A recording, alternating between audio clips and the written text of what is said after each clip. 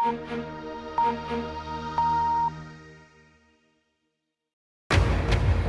کابل کې د ماښام شپږ او پېښور کې شپږ نیمې شوې د بي بي سي نړۍ د وخت نننۍ خپرونه کې مو امریکا کې د لانجو بهیر ولسمشر ټرمپ خپل لوی څارنوال له دندې لرې کړی اوس به 2 کاله مخکې ټاکنو کې د روسیې د لاسوهنې له پلټنې سره څه کیږي او ستاسې غږ نننۍ خپرونه کې پوښتو چې د طلاق او یو له بله د جلا کېدو پېښو زیاتوالی پر ټولنه څه اغېز پرېږدي.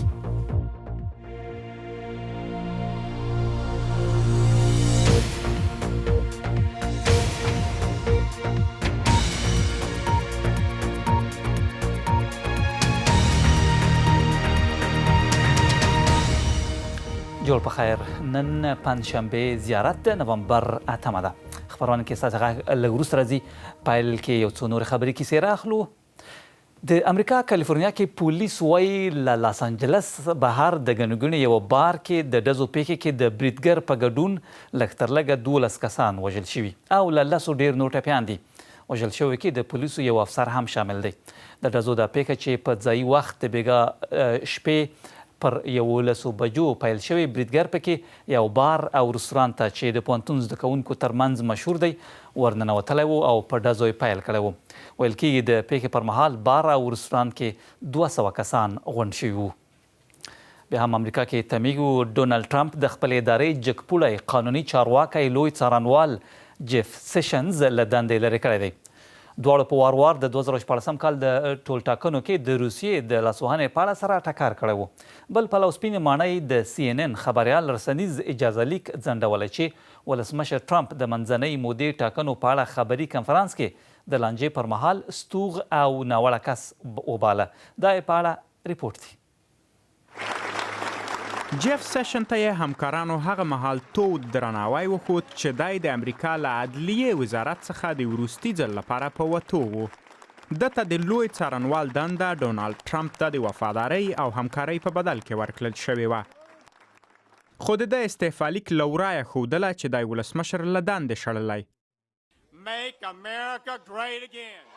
ښاغلي ټرمپ هیڅکله جیف سیشن وروسته له هغه ونه بخښلو چې ده د 2014 کال د امریکا ټاکنو کې د روسیې د لاسوهنو له څېړنو ځان څنډې ته کړ. ډیموکراتان او حتی ځینې جمهوري پال ویریږي چې ولسمشر هڅه کوي چې د ځانګړي څېړونکي رابرټ مولر له لوري پر مخ وړل کېدونکې قضیه پای ته ورسوي.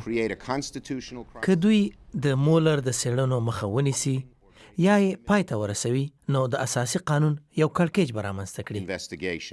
ښاغلي ټرمپ له کله چې د امریکا په منځمهاله ټاکنو کې ولسي جرګه ډیموکراتانو ته بایلوده پر دفاع سر شوی. خدای اوس له ژورنالیستانو سره په جګړه کې ښکیل دی.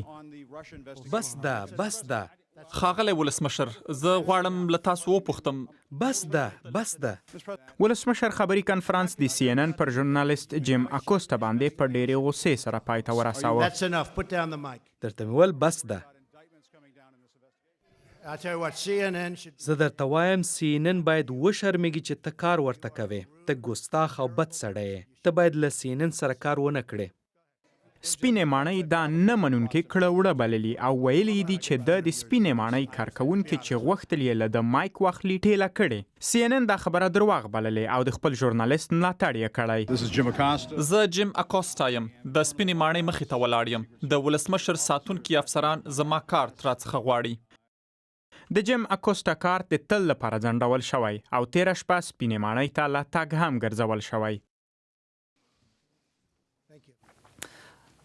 امریکا کې لانجې دغه راز کولی شي چې په کالیفورنیا کې د بیګانۍ پیښې په اړه نور جزئیات که غواړئ ومومئ ورتلی شي BBC پښتو ټیکام کې بېلابېل اړخونه موندلی شي. خپرونه کې څو نور لنډ خبرونه. پاکستان کې چارواکو د رسنیو هغه ریپورټونه رد کړي چې وایي آسیه بیبي له دغه هېواده وتلې ده. د مرګ ته په انتظار 8 کاله بند کې تیر کړي وو خو تېره اونۍ سپریم کورټ یا سترې محکمې د محکومېدو پرېکړه واړوله. د خلاصون د پرېکړې د توندلارو احتجاجونه وپارول او حکومت وایي له هېواده به یې د وتلو مخنیوی کوي.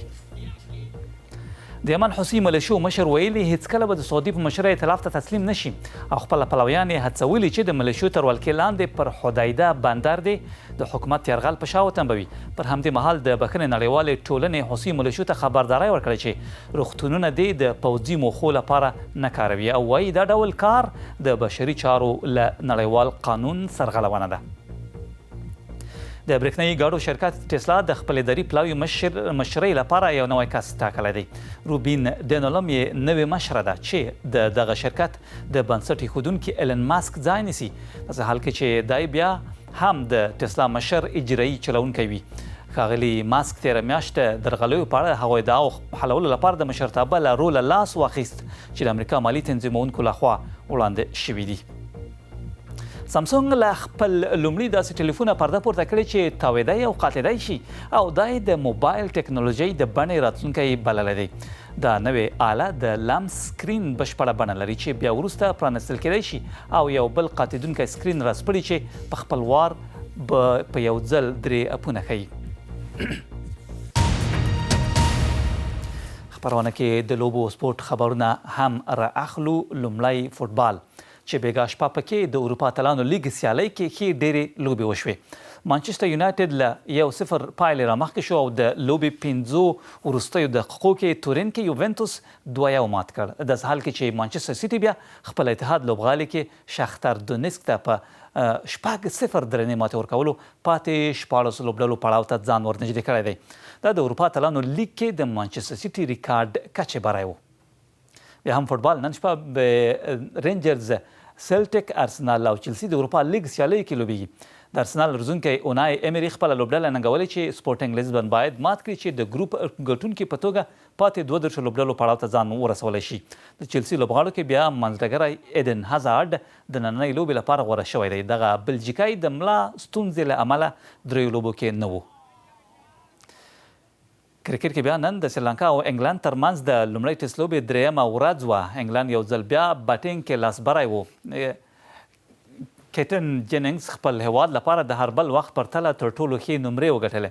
انګلند بیا ښایي له وړاندې پوره منډې ولري چې د ګالې د لوبغالي کې د لومړۍ ټسټ لوبه کې سریلانکا ماته کړي.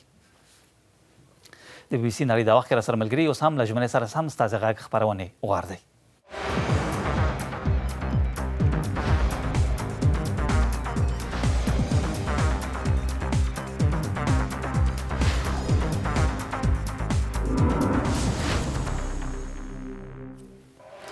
افغانستان کې د ټولنیزو مسألو په اړه څېړنې کوي چې د ښځې او میړه بېلتون او طلاق په اړه ثبت شویو قضیو کې نږدې 60% زیاتوالی راغلی دی. په همدې اړه د بي بي سي موندنې هم ښیي چې اوړم کال د افغانستان په محکمو کې د طلاق او له میړه د ښځې د بېلتون نږدې 4.5 پرېکړې شوې وې، خو تېر کال بیا دا شمېرې 1000 نورې هم لوړې شوې وې. په دې څېړنه کې په ډاګه شوې چې د بېلتون ډېرې غوښتنې د میړو پرتله د ښځو لخوا شوي دي. لاملونه هم کورنی تاوتریخوالی، د نفقې لګښتونو نه ورکړه او ځینې نور هم یاد شوي دي. په همدې اړه بي بي سي د اونۍ د ریپورټونو یوه لړۍ لرله. ستاسې غږ نننۍ خپرونه کې بیا پوښتو چې د طلاق او د میړه او ښځې بېلتون پیښو زیاتوالی پر ټولنه څه ډول اغېز پرېږدي. نو بیا به هم ستاسو سره پر بېلابېلو لارو خبرې کوو. ورځو د لومړی د هند له بنګلور راسره سکندر صافی د انټرنیټ له لارې ملګری شوی دی. ښاغلی صافی، که تاسو راته وایئ چې په هند کې هم د تېرو څه موده کې طلاق مسئله یوه ډېره ستونزمنه چاره وه، هلته چې تاسو ګورئ طلاق څه ډول اغېز پرېږدي په ټولنه؟ وګورئ، مخکې له دې چې ستاسو موضوع ته راشم د هغه څېړنې په اړه باید درته ووایم چې د متحده ایالاتو د کنیکټیکټ پوهنتون د طلاق د عاملونو په اړه باندې ترسره شوې ده. تر ټولو جالبه برخه یې تقریبا چې په اکثره هیوادونو کې عاملونه سره ورته والی لري چې هغه یې د نظر اختلافات دي، فقر دی او بیکاري او د عاید کموالی. حتی د واده مخکې دلته په هند کې دوی یو کلتور لري چې هغه ناوې چې کله ودیږي دوی هغه د شاه کورنۍ ته ډېرې پیسې ورکوي، حتی کورنۍ موټر ورته اخلي، کور ورته اخلي.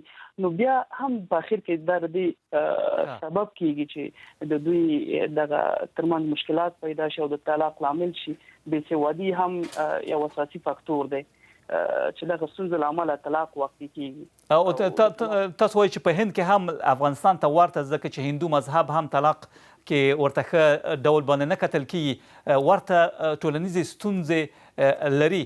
افغانستان کې څه فکر کوئ که هغه ټولنیزه مسئله چې له طلاق سره تړلې ده که غواړي ذهنیت بدل شي باید څه وشي؟ وګورئ برعکس په افغانستان کې پر افغاني ټولنه کې طلاق یو رنګ ننګ بلل کیږي یا شرم بلل کیږي چې دا ننګ بیا تر ټولو زیات په کورنۍ تاوتریخوالي بدلیږي او تر دې حده رسیږي چې حتی رواني مشکلاتو سبب کیږي. په دویم مرحله کې د ماشوم پر روان باندې زخته بد اغیزه لري چې کله ماشوم لویږي بیا هغه یو سالمه کورنۍ نشي تشکیلولی. په دریمه مرحله کې ټولنې ته موږ داسې اشخاص یا داسې ماشوم چې کله لویږي داسې اشخاص موږ ټولنې ته وړاندې کوو چې ټولنه هیڅ کله هغه افرادو ته اړتیا نه لري او د ګردې ټولنې د بې ثباتۍ لامل کیږي. سمه، ډېر زیات مننه. سکندر صافی و بخښنه غواړو چې خپرونه کې مو وخت ډېر زیات نه دی. د هند له بنګلوره را سره خبرې کولې او له هغه ځایه خپل نظر را سره شریکوو. ورځو پېښور ته هلته میرمن نوشین جمال د ټلیفون پر کرکه را سره ملګرې شوې. میرمن جمال که تاسو راته وایئ چې په خپله د یوې ښځې په توګه تاسو چې ګورئ په ټولنه کې په تېره د پښتنو کې هلته طلاق څومره یو ننګ دی چې کیدای شي که چیرته کیږي په ټولنه باندې اغیز ژور وي، څه ډول اغیز پرېږدي ستاسو په باور؟ نوشین جمال خبرې کوم د پېښور نه. زه که د یو پېښور خبره کوم، دلته چې کوم خلک دي هغو سوچ او سمجھ لږ بدل دي. دوم څرنګې د ما ورور خبره وکړه، افغانستان څنګه خلک د طلاق ته بده ګڼي او کوشش کوي چې دا ونه شي. بالکل اندا پېښور کې هم همدا صورتحال دی. خو څه خواوشا کومې علاقې دي، زه کوهاټ هنګو سپیشلی یادوم چې هلته کې لکه بیا دوره طلاق یو عام روټین کې روان دی، لکه هغه دي کې شرایط زیاتېږي راګیارې. او بل دا دی چې لږ فرق دا دی چې پېښور سایډ ته طلاق وشي دا سړي دپاره هم شرم خبره دی او ښځې دپاره هم ټولې فیملي دپاره یو شرم خبره وي. کوم ځای د پاکستان په کومو برخو کې کیدای شي تاسو په باور هلته دومره لوی ننګ او شرم نه وي لکه څومره چې پېښور لکه تاسو ویلې او د پاکستانخوا په نورو ځایونو کې هم دی؟ زه تاسو دا خبره کوم چې څرنګې زه په پنجاب سایډ ته هم یم چې هغه کې دوره خاص دغه نه لري، یعنی زیات وي شرم خبره ورکې نه وي. خو بیا لږ زه خپل د پښتونخوا نور یا څو علاقو ذکر به سپیشل کوم، هغه کې بیا دا حساب دی چې هغه کې سړي دپاره شرم خبره نه دی، صرف ښځې دپاره یا ښځې کور دپاره شرم خبره دی. نو هغه کې بیا دغه ډېر دی، رجحان ډېر دی. خلک طلاق یافته خلکو سره بیا به دم نه کوي جنک لکه که فالټ د سړي وي نو ښځه ډېره زیاته سفر کېږي، ماشومان خو خود سفر کېږي. هغه خو د بیا کوم څه پېښور کې لکه خالتي هغه باندې زه سوچ کوم چې افغانستان خلکو اصل ډېر دي د پېښور او د پښتونخوا او افغانستان مسله ډېر سره ورته دي. ستاسو په باور د یوې ښځې په توګه راته ویلی شئ په ټوله کې طلاق ته په بده سترګه کتل کېږي، حتی په اسلام کې هم یعنې ناوړه روا بلل شوی دی. د ښځې لپاره کله کله چې په کورنیو کې لانجې وي کوم مثبت اړخونه یې کولی شي یاد کړئ چې کیدای شي وي؟ لکه تاسو دا کوم سوال دا دی چې هغه ته مثبت اثرات هم کېدای شي د طلاق ولا تاسو دا سوال دی؟ او مهرباني که په لنډ ډول راته ووایئ. ها بالکل اصل کې زه یو مثال درکړم. زما امي هم یو تر ډایورس شوی دی او زما د کشر خور هم شوی دی، خو دین دغه کې اړخه کې هغه ماشومان نه وو. نو بیا زه اوس ګورم هغه زندگی پهله نه ډېره بهتره دی. زما خورم زندگی دوباره سیټ شوله، ډېره بحاله شوله او خو طلاق نه بعد یو ډېر نوشین جمال ډېره زیاته مننه. تاسو خپله تجربه هم راسره شریکوله. تاسو وایئ چې په خپله کې چېرته طلاق کورنۍ کې ستونزې وي کولی شي طلاق ستونزې حل کړی شي. نو خپرونه کې لږ دمه کوو، بېرته رسنیږو، راسره اوسئ.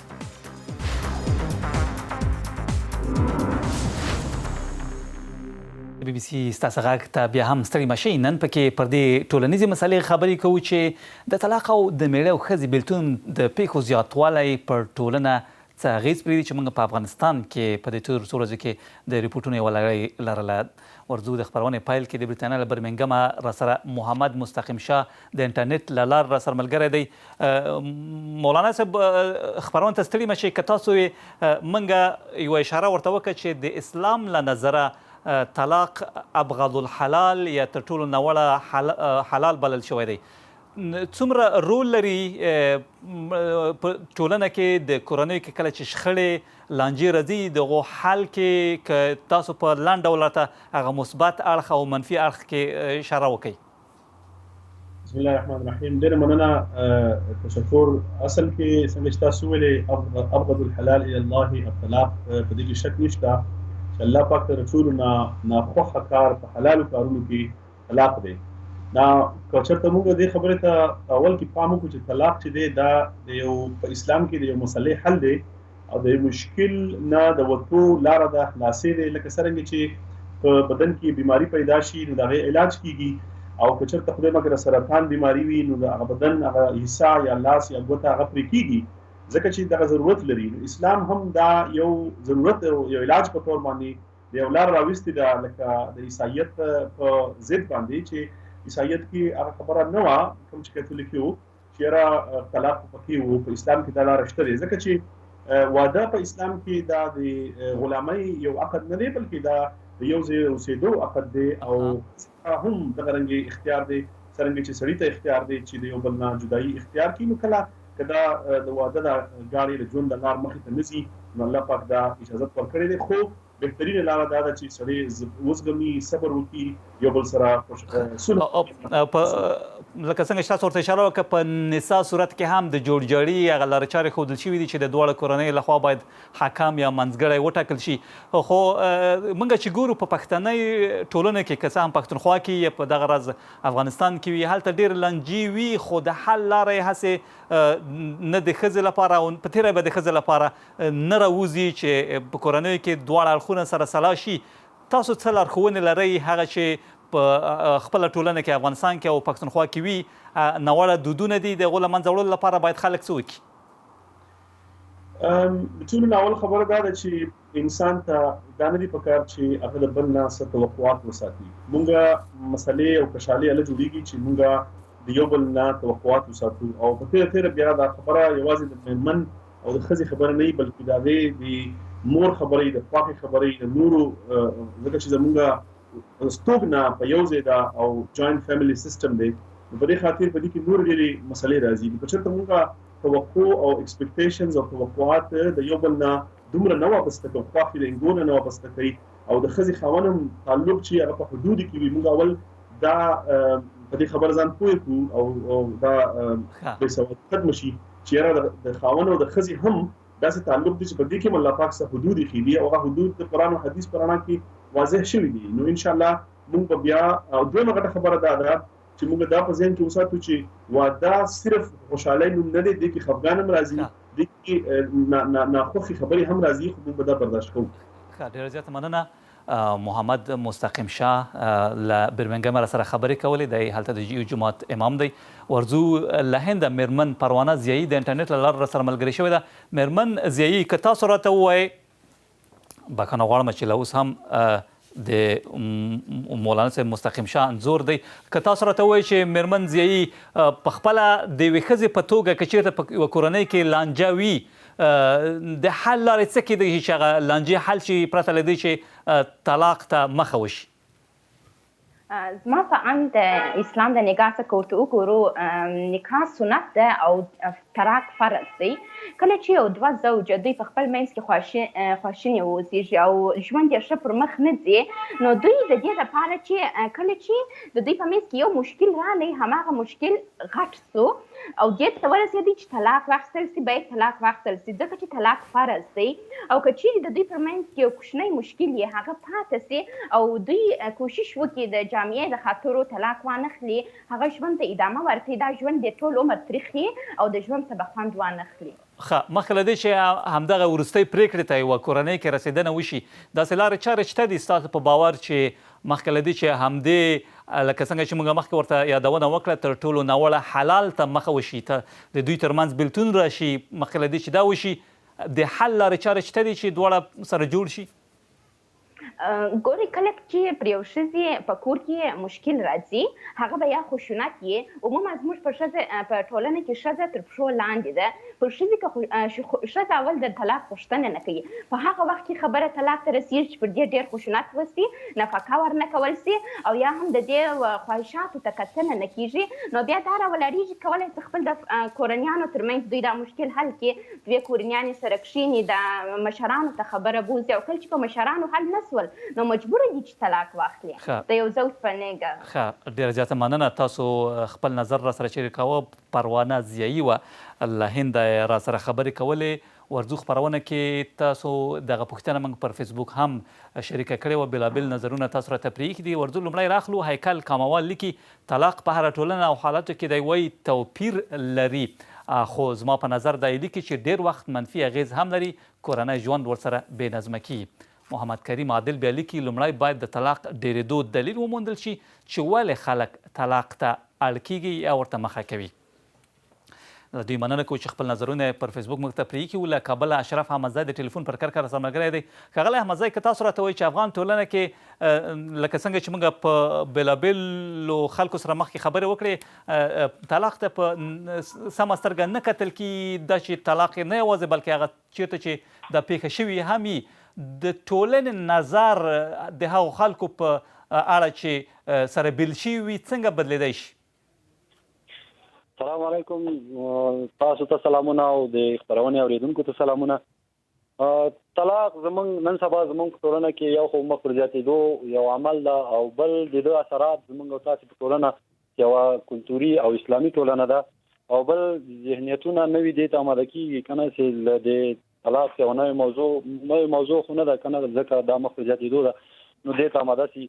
اوس نن سبا زموږ په ټولنه کې د طلاق په اړه منفي ذهنیتونه له مثبت نه ډېر دي. خو د طلاق د زیاتېدو کیدای شي یو لامل دا هم وي چې په خپله افغانستان کې په تېره به د بېلتون چې هغه افغان اساسي قانون کې ورته د تفریق یا شخصي احوالو کې ورته د تفریق مسئله یاده شوې ده دا هم وي چې د ښځو ترمنځ عامه پوهاوی لیک لوست کچه لوړه شوې ده نو هغوی کېدلی شي چې خپل حقونو غوښتنه وکړي محکمې ته لاړ شي او قاضي د خپل کورنۍ او دغه مېړنه خپل حقونو غوښتنه وکړي. فکر کوئ چې دا یو بدلون دی د ښځو د حقونو د زیاتوالي په اړه؟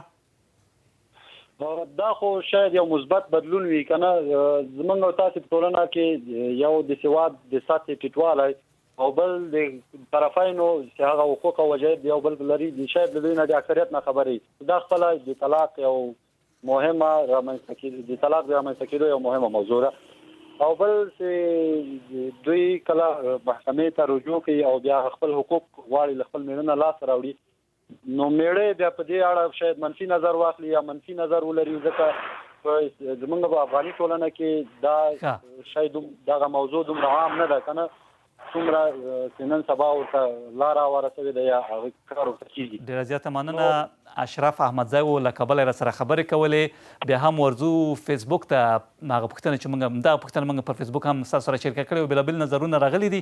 راځئ ورشو آصف حسنزی لیکي د طلاق د پیښو زیاتوالی پر ټولنې دی لیکي چې منفي او مثبت اغیزې دواړه لري ځکه یو خو خلکو ته دا ذهنیت ورکوي چې طلاق په اسلام کې جایز یا روا دی او بل دا چې خلک ترې عبرت او پند هم اخلي. مصدق اکرم اسحاق زی لیکي د کورنۍ جوړښت یو نعمت دی او رانولې دی وایي بدبختي ده د اړیکې په اساس ټولنه جوړیږي او د اړیکې پای د ده په باور د یوې ټولنې عمومي ریښه اده له منځه وړي. دولت خان امرخیل بیا لیکي په اسلام کې دا راغلي چې که یو کور کې تاوتریخوالی وي دی وایي او د اغیز یې پر ماشومانو وي نو له هغې طلاق غوره دی دا چې دواړه ښځه او مېړه سره بیل شي خو په افغانستان کې ډېر طلاق ته په ښه سترګه نه کتل کېږي. نو له دې مننه کوو پر راډیو مو هم په همدې موضوع خبرې کیږي نو خپرونه مو نن همدومره تر بلې مو علامات